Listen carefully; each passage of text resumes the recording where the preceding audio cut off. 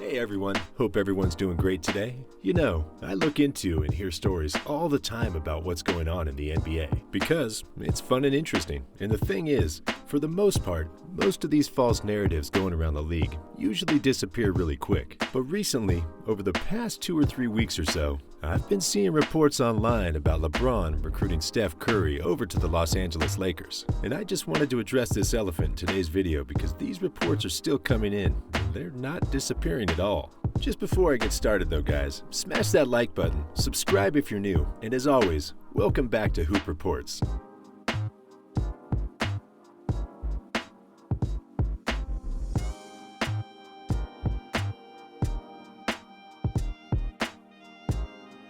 So, LeBron James recruiting Stephen Curry over to the Lakers, eh? As a fan of basketball, man, that would be one terrifying team to be up against, but one awesome team to watch. Sure, LeBron is a lot older now and doesn't have the lift that he used to get when he was younger, but still, him and Steph Curry would demolish the league like a bulldozer breaking down a house. I mean, as old as LeBron is, before his ankle injury this season, he was still the frontrunner for MVP.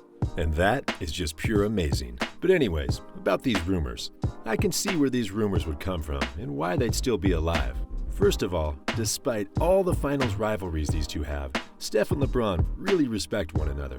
Even before Steph entered the NBA, LeBron James would go and watch games of Steph when he was still playing at Davidson. Likewise, Steph Curry still has a signed jersey of LeBron James in his old room, and Curry would go watch the Cavaliers games when LeBron first entered the league. There's a mutual respect between the two that spans more than any of us actually know. I mean, for all we know, Steph Curry might be lingering behind the scenes somewhere when LeBron does the famous Taco Tuesdays on Instagram.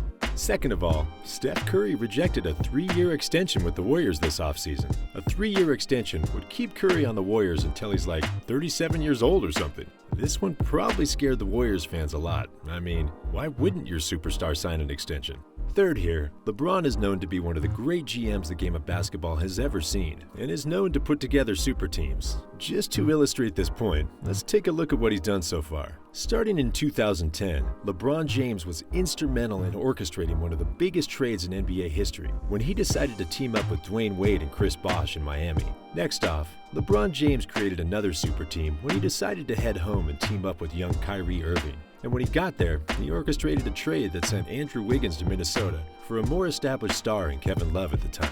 After reaching 4 NBA Finals with the Cavs during his second stint with the franchise, LeBron James went over to Los Angeles to team up with a bunch of young stars. Lonzo Ball, Brandon Ingram, and Kyle Kuzma were a bunch of young stars with a lot of promise, and LeBron thought he'd be able to lead them to a championship. But very quickly, he realized that wasn't going to happen. So what did he do? He did what the greatest GM in history would do. He orchestrated the biggest blockbuster trade of the year and brought over one of the NBA's top players, a generational talent, Anthony Davis. Together, they won the 2020 championship within the bubble. And with that, LeBron James became the first person in NBA history to win a Finals MVP with 3 different teams. And just like that, he became second only to Michael Jordan in the GOAT conversation. The NBA constantly gets better, and LeBron knows that in order to continue winning, he needs to have the best of the best around him, and I don't blame him. It's what any team needs to do these days, in order to beat a team like the Brooklyn Nets, for example. And then came the 2021 NBA All-Star Game.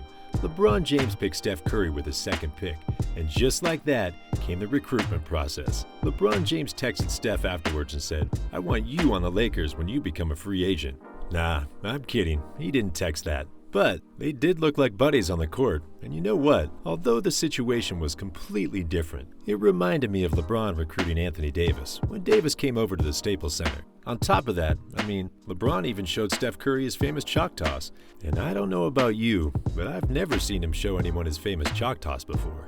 So here we have it, guys. We have 2 people who respect each other tremendously. We have Stephen Curry rejecting his 3-year extension. We have Steph and LeBron being buddies during the All-Star game. And lastly, we have LeBron being one of the greatest GMs in NBA history. Now, let's move on to the other side of the story.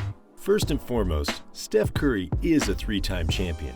Perhaps if he never won a ring with the Golden State Warriors, I can somehow see it'd be attractive to team up with LeBron. But the fact is, Steph Curry has nothing left to prove to anybody anymore. I mean, when Karl Malone teamed up with the Lakers, he was a two-time MVP with 0 rings, and he just wanted to have 1 ring to finish off his career. When KD decided to join the Golden State Warriors, he also had no rings, and was chasing. He already has 3 rings, so unless he was like on the worst team in the league, I see no reason why he'd leave Dub Nation. And this actually leads to my next point. The Golden State Warriors are already a great team. You can't really see it with the injuries. I mean, their second best player, Klay Thompson, has been sidelined with an Achilles injury all season.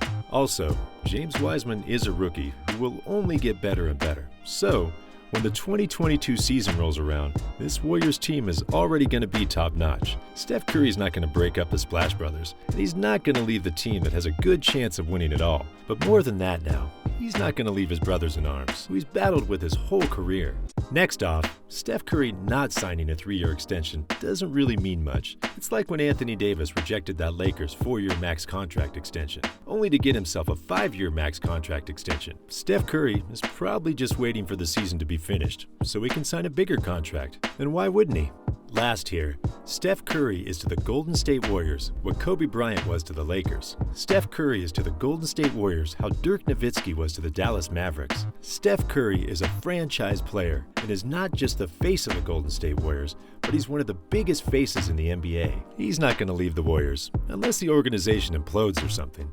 For example, I would say that if the Warriors GM Bob Myers messes up with the organization, there may be a chance that Steph leaves. If he decides to trade Draymond Green or Klay Thompson for whatever reasons, there's a chance that Steph leaves. So when Bob Myers said he'd be aggressive at the trade deadline, I hope he doesn't carry that aggression over to the offseason and start trading away the key cornerstones of the Warriors franchise. That's really extreme though, and I don't expect Myers to do that. Now, if Steph did leave for the Lakers, though, that'd be a powerhouse. LeBron is, in year 17 or year 18, and is still playing MVP basketball. His running mate Anthony Davis is still the best power forward in the game today when healthy. And they also get a rebound machine in Andre Drummond. Don't forget that Kuzma's getting a lot better now. And they also have 2 elite bench players in Dennis Schrader and Montrezl Harrell. Man, adding Steph to that mix would spell doom for any other team in the NBA. With LeBron's passing ability and Andre Drummond's rebounding ability, Steph Curry would be getting both an increase in volume of shots taken per game and also an increase in the quality of shots taken per game. So, I know there's a lot of people who want to see Steph and LeBron play together in the NBA, but it's not going to happen unless it's an all-star game. In saying that though, there is good news, guys. Stephen Curry and LeBron James could be playing together really soon in the 2021 Tokyo Olympics. Last time I checked, LeBron said he wanted to play, and Steph said he wanted to as well. So if these 2 players say they want to play, I don't think there's any coach in the world that's going to say no to either of them. I know I'm excited about the playoffs, guys, but honestly, if these 2 team up in the Olympics, seeing them run over the rest of the competition would be just as fun to watch. I got a lot more to say, but you know what? I need a beer break. Be right back. Cheers.